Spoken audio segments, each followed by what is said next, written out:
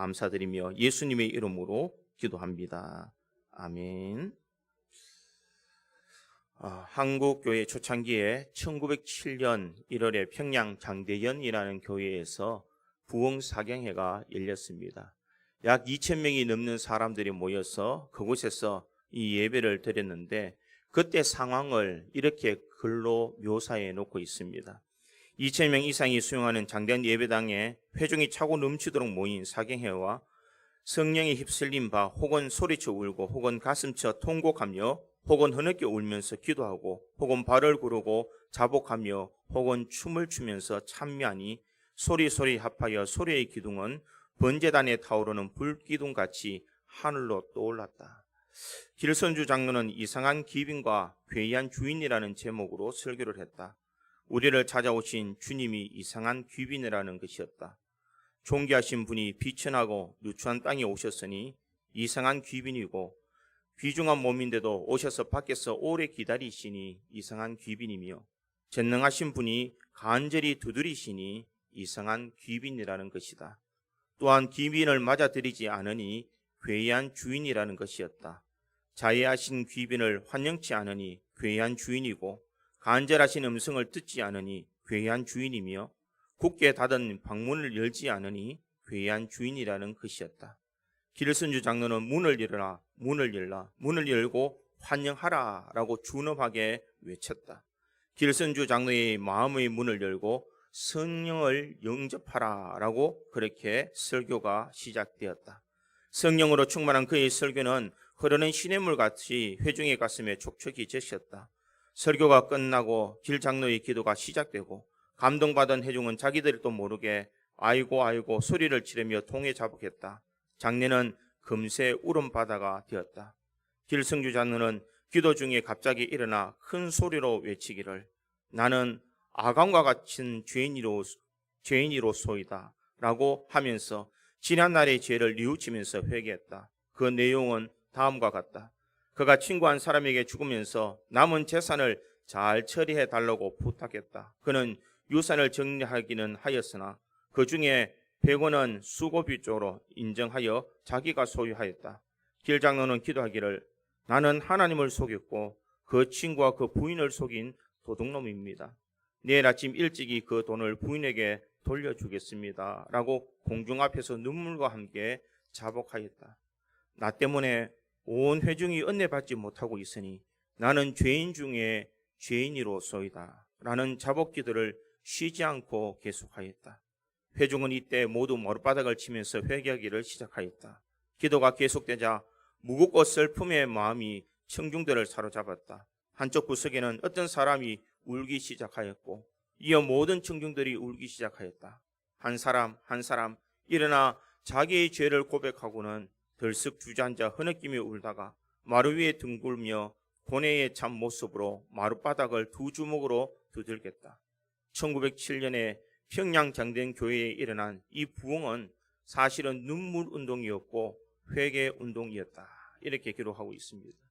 그때 일어난 이 성령의 역사, 그 현장에 있었던 사람은 아마 그 일평생 잊을래야 잊을 수 없는 그 순간이었을 것입니다. 자신의 모든 죄를 자복하고 통회하고 하나님의 역사를 경험하는 그 시간에 자신들이 일평생 가장 고귀한 시간을 그들은 경험했다는 것입니다. 평생 잊지 말아야 될, 평생 잊을 수 없는 그 영혼이 살아나는 시간, 성령의 역사하심의 그 시간을 바라보면서 그들은 믿음의 지조를 지켰고 신앙을 끝까지 놓지 아니하였고 자녀들에게 이 믿음을 전수하여 주었기에 우리 한국교회가 지금 이 자리에 와 있는 줄 믿습니다. 이처럼 우리가 신앙생활할 때에 일평생 잊지 말아야 될 순간들이 있습니다. 그 순간은 하나님의 은혜가 임하는 순간이요, 하나님의 능력을 체험하는 순간은 우리는 잊어서는 안 될 줄 믿습니다. 오늘 성경 본문의 말씀에 보면 이스라엘 백성들에게도 이와 같은 하나님의 놀라운 능력이 임하는 그 시간이 있었습니다. 그들은 이 애굽이라는 곳에서 자신의 조상들과 함께 살아왔지만 그들이 알지 못하는 이 다른 세대의 사람들이 일어나서 이스라엘 백성들을 괴롭히기 시작하게 됩니다. 출애굽기 1장 8절에서 10절까지 보면 요셉이 알지 못하는 새 왕이 일어나 애굽을 다스리더니 그가 그 백성에게 이르되 이 백성 이스라엘 자손이 우리보다 많고 강하도다. 우리가 그들에게 대하여 지혜롭게 하자. 두렵건대 그들은 더 많게 되면 전쟁이 일어날 때에 우리 대적과 합하여 우리와 싸우고 이 땅에서 나갈까 하노라 하고 이렇게 말합니다. 요셉을 알지 못하는 새 왕이 등장하게 되고 그렇게 평화롭게 살았던 이스라엘 백성들에게 드디어 고통의 순간이 오게 됩니다. 사람들이 이스라엘 백성들을 향하여서 좋지 않는 시선을 바라보고 있습니다. 저들이 대적들과 합하여서 우리를 대적할 때에 우리는 크게 힘들 것이다 라고 이야기를 합니다. 그래서 이스라엘 백성들에게 아주 험악한 일들을 시키게 되는데 출애굽기 1장 11절에는 이렇게 말합니다. 감독들을 그들 위에 세우고 그들에게 무거운 짐을 지워 괴롭게 하여 그들에게 바로를 위하여 국고성 비돔과 람셋을 건축하게 하니라. 이렇게 말하고 있습니다. 이스라엘 백성들이 노예 아닌 노예의 삶을 살아가고 그들의 삶이 비참하고 힘든 그런 순간을 겪게 됩니다.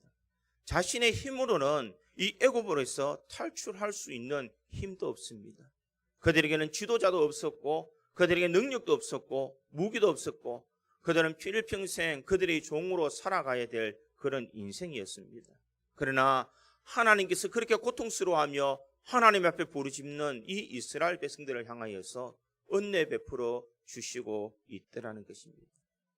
모세를 통하여서 이스라엘 백성들을 인도하기 위해서 모세를 불러주시고 이 모세를 통하여서 이 10가지 재앙을 내림으로 애굽 사람들에게 하나님의 살아계심을 증거하고 또한 이스라엘 백성들을 놓아줄 수 있는 명분을 가지도록 했다라는 것입니다. 바로는 그렇게 많은 일을 하고 있는 이스라엘 백성들을 보낼 수 없어서 재앙이 임할 때마다 보내주겠다고 약속했지만 재앙이 끝나면 다시 모르는 척 이스라엘 백성들을 놓아주지 않습니다. 피해 재앙, 개구리 재앙, 이재앙, 이런 악독 재앙, 수많은 재앙들이 그들에게 있고 이 독종과 우박과 그리고 메뚜기와 흑암의 그런 재앙들이 그들에게 임하였지만 역시 바로는 마음이 강팍하여서 이스라엘 백성들을 놓아주지 않더라는 것입니다. 그럴 때에 하나님께서는 마지막으로 이스라엘 백성들에게 이 장자의 죽음이라는 재앙을 통하여서 이스라엘 백성들을 출애굽시키고자 결심하게 됩니다. 이스라엘 백성들에게는 구원의 날이었지만 애굽 사람들에게는 가장 처참한 장래의 날이었고 그들에게는 침묵의 날이었다라는 것을 알 수가 있습니다. 하나님께서는 이스라엘 백성들에게 그 일평생 잊을 수 없는 큰 사건을 허락해 주십니다. 그것은 장자의 죽음을 통하여서 이스라엘 백성들을 살리는 일이요 그 일들을 통하여서 이스라엘 백성들이 드디어 애굽에서 출애굽할 수 있는 은혜를 주셨다라는 것입니다. 이 모든 과정에서 하나님은 이스라엘 백성들에게 이렇게 명령을 하십니다. 너희들이 어린 양을 잡고 그 피를 받아서 이 문설주와 안방에 칠하도록 해라. 만약 그렇게 하지 않으면 이 죽음의 신이 너희들을 지나가지 않을 것이다 라고 말하고 있습니다. 애굽 바로들에 있는 그 모든 동물로부터 이 임금의 자녀들까지 그 애굽에 있는 수많은 사람들은 다 이 장자의 죽음을 면치 못했지만 이스라엘 백성들은 이 하나님의 구원하심의 은혜를 통하여서 죽음이 지나가게 되더라는 것입니다. 그래서 6월 1절이다, 6월이다라는 것은 지나갔다. 자신들에게 이 죽음의 그 암울함이 다 지나갔음을 그들은 말하고 있습니다. 430년 만에 그들은 드디어 자신의 고향 땅인 가나안으로 출발하게 됩니다. 하나님께서 왜 이스라엘 백성들이 이렇게 하셨을까? 그것은 이스라엘이 하나님의 백성이었고 하나님께서 그들을 통하여서 하나님의 백성답게 살아갈 수 있도록 만들어 주시기 위해서라는 것입니다. 그러기에 너희들은 일들을 잊지 말고 하나님의 역사를 기억하라라는 의미로 24절에 보니 너희는 이 일을 규례로 삼아 너희와 너희 자손이 영원히 지킬 것이니 이렇게 이야기합니다. 너희 평생에 하나님의 역사하심, 하나님의 인도하심을 기억하라라는 것을 말하고 있습니다. 우리 또한 말하지는 않지만 우리 모든 성도들이 다 이런 평생에 잊을 수 없는 하나님의 은혜를 경험한 사람들이 있을 것입니다. 하나님께서 고통당하는 나에게 찾아와 주시고 은혜 내려주시며 나에게 구원을 베풀어 준 그 순간들이 우리에게는 다 있을 것입니다. 말로 표현하지 않지만 누구에게나 언제나 간증거리로 낼 수 있는 하나님이 나를 만나 주시고 하나님께서 나에게 은혜 베풀어 주신 그 사건을 우리는 마음속에 간직하고 있다는 것입니다. 우리가 평생 이 하나님이 주신 그 은혜를 잊지 않는 믿음의 삶을 살아가야 될 줄 믿습니다. 그렇다면 우리가 내 평생 잊지 말아야 될 것은 과연 무엇이 있을까? 내가 일평생 살아가면서 이것만은 잊지 말고 이것만은 내 마음속에 간직하며 살아가야 될 것이 무엇인지 오늘 본문을 통하여서 이것을 살펴보므로 우리 모든 성도들의 마음속에 이는 하나님의 은혜가 늘 임하기를 주님의 이름으로 축원드립니다. 첫 번째로 내 평생 잊지 말아야 되는 것은 이스라엘 백성을 대신하여서 어린 양이 죽은 것처럼 나를 대신하여서 예수 그리스도께서 십자가에 돌아가신 것을 잊지 말아야 됩니다. 하나님은 무엇을 기억하라라고 말하느냐? 이 일을 규례로 삼아, 이렇게 24절은 말합니다. 너희는 이 일을 규례로 삼아 너희와 너희 자손이 영원히 지킬 것이니, 이렇게 말합니다. 이 일이라는 것은 무엇인가? 그것은 바로 10가지 재앙이라는 것입니다.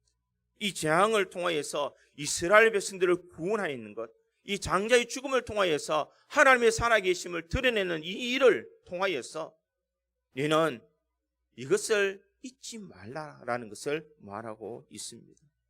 해방이 되는 그날 그들에게는 어린 양을 잡았습니다.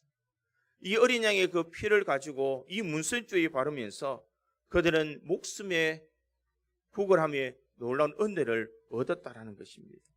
21절 하반절에서 22절에 보니 이렇게 기록합니다. 너희는 나가서 너희 가족대로 어린 양을 택하여 유월절 양으로 잡고 우슬초 묶음을 가져다가 그릇에 담은 피에 적셔서 그 피를 문 임방과 좌우 설주에 뿌리고 아침까지 한 사람도 자기 집 문 밖에 나가지 말라, 이렇게 말합니다. 하나님께서 유월절 희생 제물 어린 양을 잡아라, 이렇게 이야기를 합니다. 그리고 이 어린 양의 피를 문설주와 임방에 뿌리라라고 말합니다. 그리고 어린 양의 피를 집안에 뿌린 그 집에 너희들이 그 안에 거하라라고 명령하고 있습니다. 바로 재앙의 날, 이런 고통의 모든 순간에 너희 생명의 구원함을 얻을 수 있음을 말하고 있습니다. 이스라엘 백성들이 이 문 안에 있을 때에, 피해 적신 그 방 안에 있을 때에는 그들은 아무 해함을 받지도 아니하고 구원함을 얻을 수가 있다는 것입니다. 이스라엘 백성들이 어린 양이 죽고 그 피 흘림을 통하여서 그들에게 구원함을 얻은 것처럼 지금 현재를 살아가고 있는 우리 믿음의 성도들에게는 예수 그리스도께서 십자가에 달려 돌아가심으로 우리가 죄사함의 은혜를 얻었다라는 것을 잊지 말아야 됩니다. 지난주에 우리가 부활주를 보내었습니다. 그 전에 고난주간을 보내었습니다.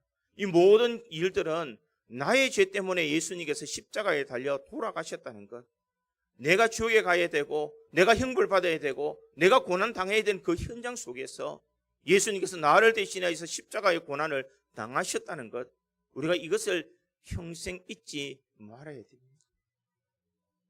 내가 죽어야 되는데,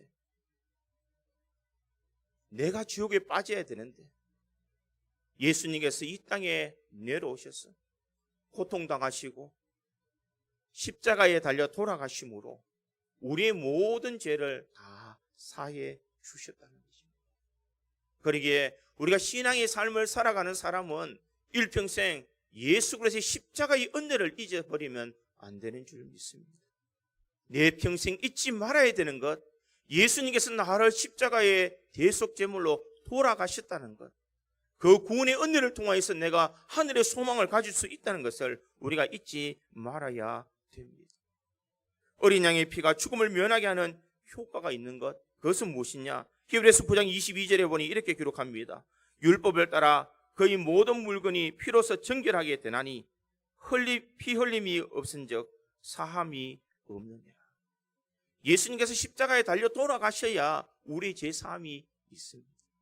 어린 양이 피를 흘려서 죽어가 그 피를 문설주에 발라야 이스라엘 백성들이 구원함을 얻을 수가 있다는 것입니다. 피라는 것은 죄사함의 은총이 있는 것을 이야기하고 있습니다. 예수님께서 우리를 대신하여서 십자가에 달려 돌아가심으로 피를 흘리셨기 때문에 우리가 죄사함의 은혜를 얻을 수가 있는 것입니다. 그러기에 사도는 베드로전서 1장 18절과 19절에 이렇게 말합니다. 너희가 알거니와 너희 조상들이 물려준 헛된 행실에서 대속함을 받은 것은 은이나 금같이 없어질 것으로 된 것이 아니요 오직 흠없고 점없는 어린 양 같은 그리스도의 보배로운 피로 된 것이니라. 이렇게 말하고 있습니다. 우리가 대속함의 은혜를 얻은 것은 금이나 은 같은 것으로 대속함을 받은 것이 아니라는 것입니다. 흠없고 점없는 어린 양과 같은 그리스도의 보배로운 피로 우리가 대속함의 은혜를 받았다. 이렇게 말씀하고 있습니다. 예수님께서 돌아가셨기에 우리는 지옥에서 천국으로 갈 수가 있습니다. 예수님께서 우리를 대신하여 돌아가셨기에 우리는 하나님 앞에 담대하게 나아갈 수가 있는 것입니다. 예수님께서 우리를 위하여 십자가에 달려 돌아가셨기에 우리는 하늘의 소망을 바라보며 살아갈 수가 있다는 것입니다. 그러기에 우리는 예수 안에 있기에 이제는 죄와 사망의 법에서 우리는 생명의 법으로 옮겨진 사람인 줄 믿습니다. 우리가 일평생 우리가 이것을 잊지 말아야 됩니다. 항상 마음에 간직하며 예수님의 그 십자가의 보혈의 은혜를 우리가 되새기지 않는다면 우리는 예수님 앞에 병망덕한 사람으로 설 수밖에 없을 것입니다. 사탄은 어떻게 하느냐? 우리가 어떻게 하든지 예수를 바라보지 못하도록, 예수 그리스도의 십자가의 은혜를 인식하지 못하도록 우리를 힘들게 하고 있습니다. 때로는 일상의 삶이 바쁘게 하여서 예수의 그 십자가의 은혜를 인식하지 못하도록 만듭니다. 때로는 수많은 어려움을 통하여서 예수 그리스도를 바라보는 그 시선을 다른 곳으로 바라볼 수 있도록 만드는 것이 바로 사탄이라는 것입니다. 사람들은 흔히 이렇게 이야기합니다. 내 코가 석자인데 내가 어디 가서 무엇을 해라고 이야기를 합니다. 내 삶의 문제가 지금 내 앞에 더 크게 닥쳐 있는데 내가 어떻게 교회 가서 내가 예배를 드릴 수 있겠느냐라고 이야기를 합니다. 눈코 뜰 새 없이 바쁜 이 순간에 내가 어떻게 그곳에 가서 살 수 있겠느냐라고, 예배할 수 있겠느냐라고 이야기합니다. 여러분, 그것은 다 사탄의 유혹인 줄 믿습니다. 우리에게 예수의 십자가의 은혜를 알지 못하도록 세상의 것들을 바라볼 수 있도록 이 사탄은 우리의 눈을 흐리고 우리의 마음을 흐리며 우리의 생각을 흐리고 있다는 것을 우리가 잊지 말아야 됩니다. 하나님의 사랑, 예수 그리스도의 그 은혜를 우리들이 기억할 수 있도록 우리는 날마다 노력해야 됩니다. 문제는 무엇이냐? 우리가 그것을 알면서도 매 순간순간 넘어지더라는 것입니다. 내가 예수 그리스도의 십자가의 은혜를 알면서 삶에 바쁘면 늘 예수 그리스도를 잊어버리는 것이 우리 연약한 우리 인생의 모습이라는 것입니다.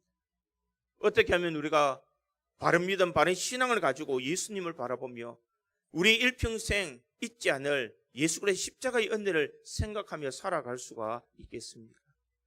그것은 우리의 힘으로 되는 것이 아니라 성령께서 내 마음속에 역사해 주셔요. 내가 성령의 힘을 통하여서 우리는 예수 그리스도를 일평생 간직하며 살아갈 줄 믿습니다. 그러기에 우리는 이 성령의 도우심을 바라보아야 됩니다. 고린도전서 2장 10절에서 11절에는 이렇게 말합니다. 오직 하나님의 성령으로 이것을 우리에게 보이셨으니 성령은 모든 것 곧 하나님의 기쁜 것까지도 통달하시느니라. 사람의 일을 사람의 속에 있는 영 외에 누가 알리요? 이와 같이 하나님의 일도 하나님의 영 외에는 아무도 알지 못하느니라. 이렇게 말씀하고 있습니다. 성령을 통하여서 예수 그리스도의 십자가의 능력을 깨닫게 되면 하나님의 놀라운 사랑을 우리들이 경험하게 되는 줄 믿습니다. 우리가 내 평생 잊지 말아야 되는 것, 예수 그리스도께서 나의 모든 죄를 사해 주셨고 내 대신 십자가에 달려 돌아가셨다는 것, 우리가 이것을 잊지 말고 우리 신앙을 지켜나가야 될 줄 믿습니다. 구원받는 길, 우리가 영생을 얻을 수 있는 길은 오직 어린 양으로 오신 예수 그리스도의 보혈밖에 없다는 것을 우리들이 마음속에 되새기며 우리 구지 장로교에 있는 모든 성도 여러분들은 이 한 해 동안 예수의 십자가를 바라보며 우리 일평생 주님과 동행하며 살아가는 우리 모든 성도들이 되기를 주님의 이름으로 축원드립니다. 두 번째로 우리가 내 평생 잊지 말아야 되는 것은 나는 하나님의 백성이라는 것을 잊지 말아야 됩니다. 하나님은 이스라엘 백성들에게 이 유월절을 경험하도록 하신 후에 이것을 기념하라라고, 이것을 지켜라라고 말하고 있습니다. 오늘 15절 하반절에 보니 무릇 첫날부터 일곱째 날까지 유교병을 먹는 자는 이스라엘에서 끊어지리라. 너희들은 이 유월절을 지킬 때에 유교병, 이 누룩을 넣었던 빵을 먹지 말라. 만약 이것을 먹을 때는 죽으리라라고, 끊어지리라고 말씀하고 있습니다. 또한 19절에 보니 이렇게 말합니다. 이래 동안은 누룩이 너희 집에서 발견되지 아니하도록 하라. 물은 유교물을 먹는 자는 타국인이든지 본국에서 난 자든지 막론하고 이스라엘 회중에서 끊어지리니, 이렇게 말하고 있습니다. 이것을 먹는 사람은 이 이스라엘 회중에서 끊어진다, 이렇게 말합니다. 이스라엘 백성으로 그 자격을 상실할 것이다, 이렇게 말하고 있습니다.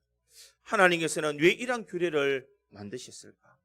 그것은 이스라엘 백성들을 출애굽시키고 난 뒤에 이스라엘 백성들은 더 이상 애국의 사람이 아니라 하나님의 백성임을 말씀하고 있다는 것입니다. 지금까지 살아온 인생은 애굽에서 명령을 따라서 종살이처럼 살아왔지만 이제 너희 삶은 이제는 세상 사람들과 동일한 것이 아니라 이제는 출애굽하여서 하나님의 백성으로 살아가고 하나님의 말씀에 순종하며 하나님께서 원하시는 대로 가야 되는 것이 너희의 가야 될 인생의 길이라는 것을 분명히 말씀하고 있는 것입니다. 우리 믿음의 성도의 삶이 바로 그와 같은 삶인 줄 믿습니다. 내가 지금까지 하나님을 모르고 예수 그리스도의 십자가의 은혜를 모를 때에는 우리는 세상을 향하여 살아갈 수밖에 없는 존재입니다. 그러나 우리를 대속해 주시고 십자가의 은혜를 통하여서 우리에게 구원함의 은혜를 주셨다면 이제는 우리의 삶이 이제는 세상을 향하여 달려가는 삶이 아니라 하나님께서 원하시는 삶, 하나님께서 말씀하시는 그 말씀대로 우리들이 순종하며 살아가야 되는 줄 믿습니다. 그러한 믿음의 삶을 살아가는 것, 그것이 바로 하나님의 백성답게 살아가는 성도의 모습인 줄 믿습니다. 우리 평생에 잊지 말아야 되는 것, 나는 하나님의 백성. 내가 이 땅에 발을 딛고 여기 살아가고 있지만 나의 소속은 하나님의 백성이라는 것을 잊지 말아야 됩니다. 이스라엘 백성들이 출애굽하는 그동안 하나님께서는 어떻게 그들에게 명령하고 있습니까? 유월절을 이래 동안 지키라라고 말을 합니다. 이것은 외국인이나 타인이나 할 것 없이 모든 사람이 다 지켜야 될 규례라는 것을 말합니다. 19절 하반절에 보니 물은 유교물을 먹는 자는 타국인이든지 본국에서 난 자든지 막론하고 이스라엘 회중에서 끊어지리라. 외국에서 났든지 여기서 났든지 막론하고 이 유교물을 먹는 사람은 이스라엘 회중에서 끊어질 것이다, 이렇게 말합니다. 또한 그들은 어디에서 그것을 지켜야 되느냐? 20절에 보니 이렇게 말합니다. 너희는 아무 유교물이든지 먹지 말고 너희 모든 유하는 곳에서 무교병을 먹을지니. 너희가 유하는 곳 어느 곳이든지 그것을 지켜야 됨을 말하고 있습니다. 그것을 지킬 때 어떻게 지켜야 되는지를 16절에는 이렇게 말합니다. 너희에게 첫날에는 성회요 일곱째 날에는 성회가 되리니 너희는 이 두 날에는 아무 일도 하지 말고 각자의 먹을 것만 갖출 것이니라, 이렇게 말하고 있습니다. 너희가 갖춰야 될 것, 먹을 것을 갖추고 아무 일도 하지 말라, 이렇게 명령하고 있습니다. 이렇게 할 때에 이스라엘 백성은 더 이상 나약한 애굽의 종살이하는 이스라엘 백성이 아니라 하나님의 백성, 하나님의 군대가 되는 그는 하나님의 시민이 되었다라는 것을 말씀하고 있는 것입니다. 사랑하는 성도 여러분, 하나님께서 우리를 불러주셨고 하나님께서 우리를 부르는 순간 우리는 하나님의 자녀가 되었다는 것을 잊지 말아야 됩니다. 영접하는 자 곧 그 이름을 믿는 자들에게는 하나님의 자녀가 되는 권세를 주셨으니 이렇게 말씀하고 있습니다. 우리가 일평생 잊지 말아야 되는 것, 나는 이 땅에 발을 딛고 살아가지만 나는 하나님의 자녀, 하나님의 백성이라는 것을 잊지 말아야 됩니다. 그러기에 누가 보든 보지 않든 우리는 믿음의 삶을 살아가야 됩니다. 누가 인정하든 인정하지 않든 내가 하나님의 자녀답게 살아가는 것, 이것이 바로 하나님의 백성다운 삶인 줄 믿습니다.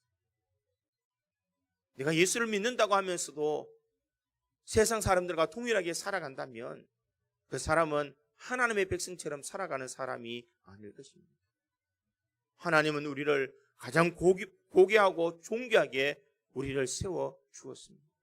그리고 우리는 믿음의 삶을 살아갈 때에 우리가 주님을 바라보며 세상 사람들과 구별되는 신앙의 삶을 살아가기를 주님께서는 원하신다는 것입니다. 내가 이곳에 있지만 예수 그리스도를 바라보며 하나님의 자녀답게 우리는 세상 속에서 빛과 소금의 역할을 하며 살아가기를 원하신다는 것입니다.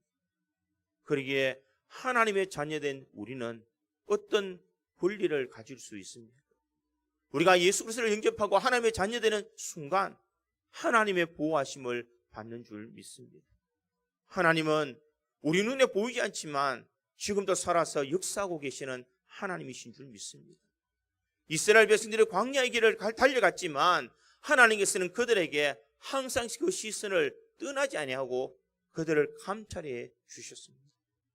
낮에는 구름 기둥으로 밤에는 불 기둥으로 이스라엘 백성들을 보호해 주셨다는 것입니다.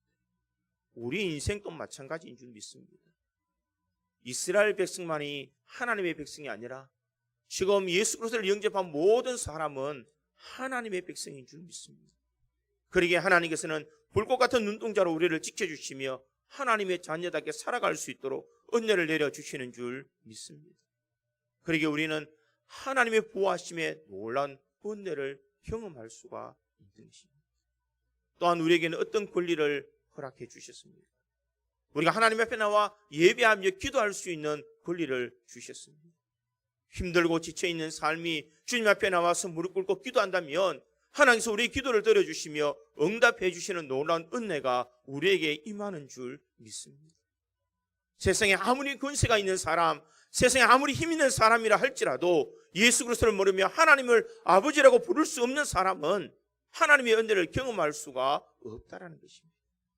그러나 우리는 나약하고 없는 것처럼 보이지만 우리가 주님 앞에 나와 예배하며 힘들 때 기도할 때에 하나님의 위로하심, 주님의 그 은혜가 우리에게 임하는 줄 믿습니다.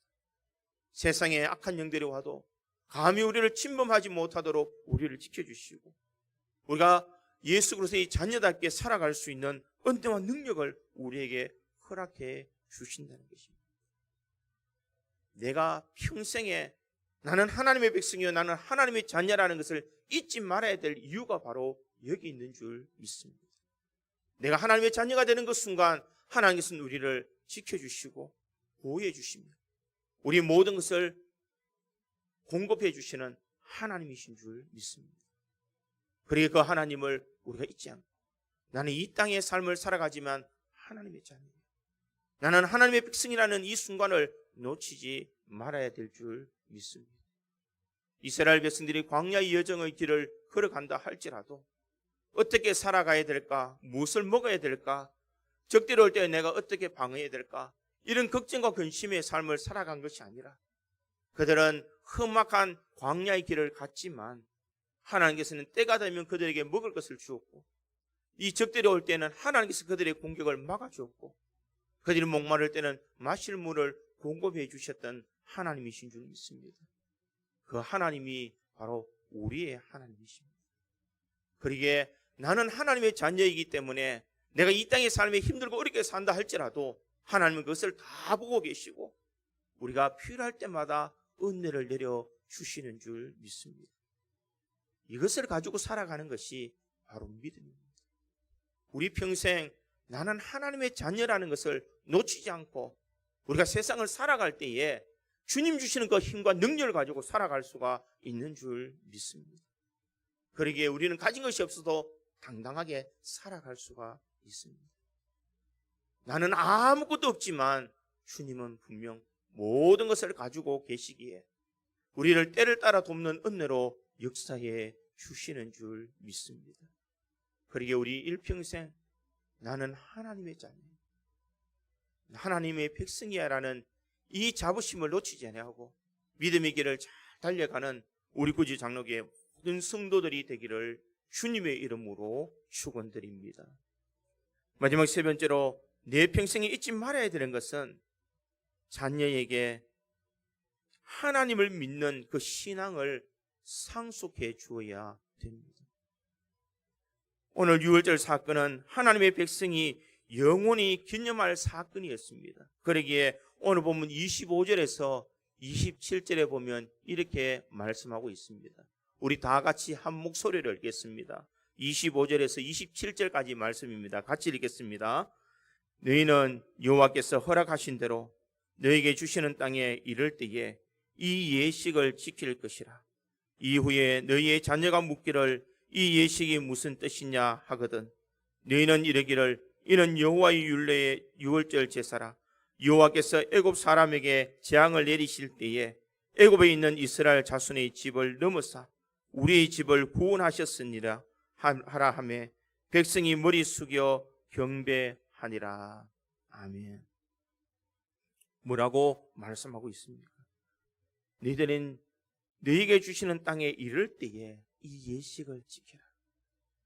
이 예식을 지켜야 될 이유가 어디 있느냐? 너희 자녀가 묻기를 이 예식이 무슨 뜻이냐 하거든 너희는 이르기를 이는 여호와의 유월절 제사라. 여호와께서 애굽 사람에게 재앙을 내리실 때에 애굽에 있는 이스라엘 자손의 집을 넘어사 우리의 집을 구원하셨느니라 하라. 이렇게 말하고 있습니다. 무엇을 말하고 있습니까? 자녀들에게 너희가 경험한 것, 너희가 만났던 그 하나님을 상속해 주라는 것입니다. 나 혼자 믿는 믿음이 아니라 자녀들에게도 하나님의 살아계심을 증거하고 자녀들이 하나님의 말씀에 바로 쓸 수 있도록 그들에게 가르치라는 것을 분명히 말하고 있습니다.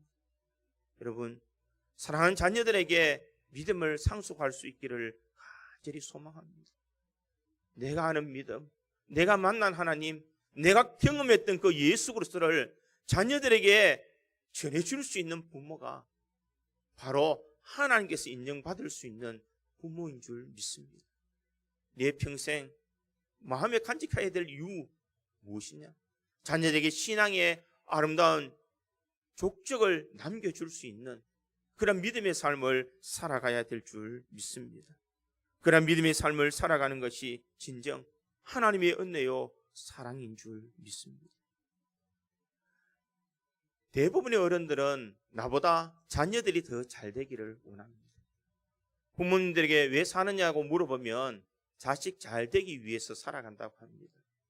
자녀들에게 필요한 것이 있으면 해주지 못하면 그것을 받지 못한 자녀보다 해주지 못한 부모의 마음이 더 아프다는 것, 제가 부모가 되어 보니까 알겠더라고요. 자녀가 더 잘 되기를 원하고 더 형통하기를 원한다면 우리는 신앙의 아름다운 유산을 자녀들에게 남겨줘야 될 줄 믿습니다. 복의 근원은 하나님이신 줄 믿습니다. 하나님께서 역사해 주셔야 자녀가 잘 될 수 있고 하나님을 바로 믿어야 진정 하나님의 은혜를 경험할 수가 있다는 것입니다. 그러기에 우리 자녀들에게 세상의 물질을 남겨둘 것이 아니라 신앙의 아름다운 유산을 잘 남겨주어야 될 줄 믿습니다. 신앙의 유산을 남겨주지 못한다면 자녀들이 아무리 이 땅의 삶을 잘 살아도 영원한 천국의 놀라운 은혜를 경험하지는 못한다는 것입니다. 내가 만난 그 주님, 내가 경험했던 그 하나님, 내가 경험했던 그 예수 그리스도를 자녀들에게도 물려줄 수 있는 신앙의 아름다운 계보가 있을 때에 우리 자녀들이 잘 되고 형통한 줄 믿습니다. 그러기에 부모된 우리들은 항상 마음속에 내 평생에 간직해야 되는 것은 자녀들에게 신앙의 유산을 남겨줘야 된다는 거예요.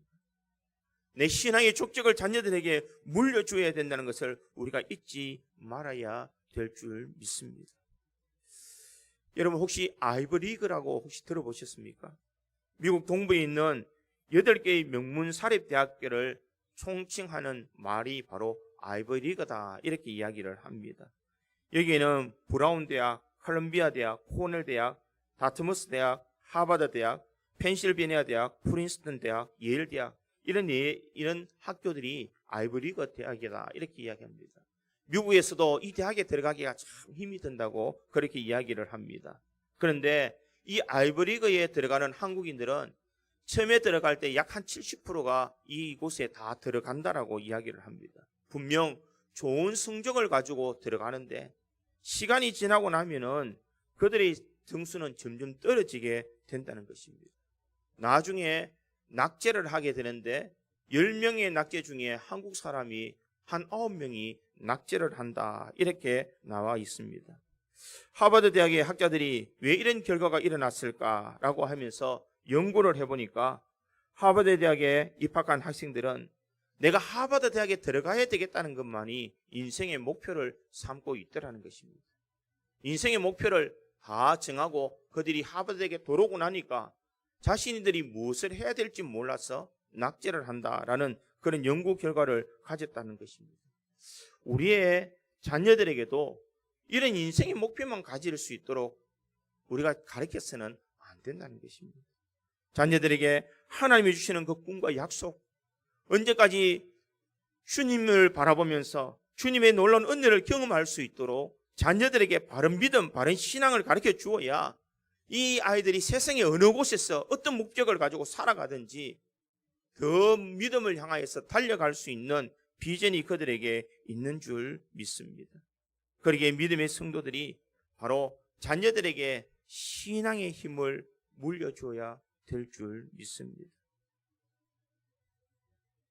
힘들고 어려울 때에 주님 앞에 나와 무릎 꿇고 기도하는 장면을 우리는 얼마나 많이 자녀들에게 물려주고 있습니까?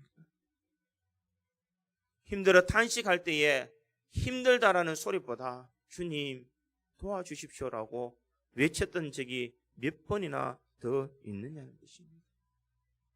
신앙의 유산을 남겨줘야 된다라고 말하지만 우리의 행동과 우리의 삶은 자녀들에게 하나님을 믿는 그 믿음의 본을 보여주지 못한다면 우리는 자녀들에게 아름다운 신앙의 유산을 남겨줄 수가 없을 줄 믿습니다. 다음 세대가 더 잘 되기를 원하고 자녀가 더 형통하기를 원한다면 이제 지금부터라도 내 평생 자녀들에게 신앙의 유산을 남겨줘야 된다는 것을 잊지 말고 마음속에 되새겨야 될 줄 믿습니다. 하나님, 나는 배운 것도 없습니다. 나는 가진 것도 없었어. 자녀들에게 물려줄 것도 없습니다. 그러나 내가 섬겼던 하나님, 내가 믿었던 그 주님, 그 신앙의 유산만은 내가 남기겠습니다. 우리가 이와 같은 결단의 마음으로 우리가 이 땅의 삶을 살아가야 될 줄 믿습니다. 내 평생 반드시 기억해야 되고 잊지 말아야 되는 것, 그것은 자녀들에게 신앙의 유산을 남겨주는 일이라는 것을 기억하고 우리 믿음의 세대가 다음 세대에 아름다운 신앙의 유산을 남겨줌으로써 우리보다 자녀들이 더욱더 잘되고 형통한 은혜를 경험할 수 있는 우리 고지장로교의 모든 성도들이 되기를 주님의 이름으로 축원드립니다. 다 같이 기도하겠습니다.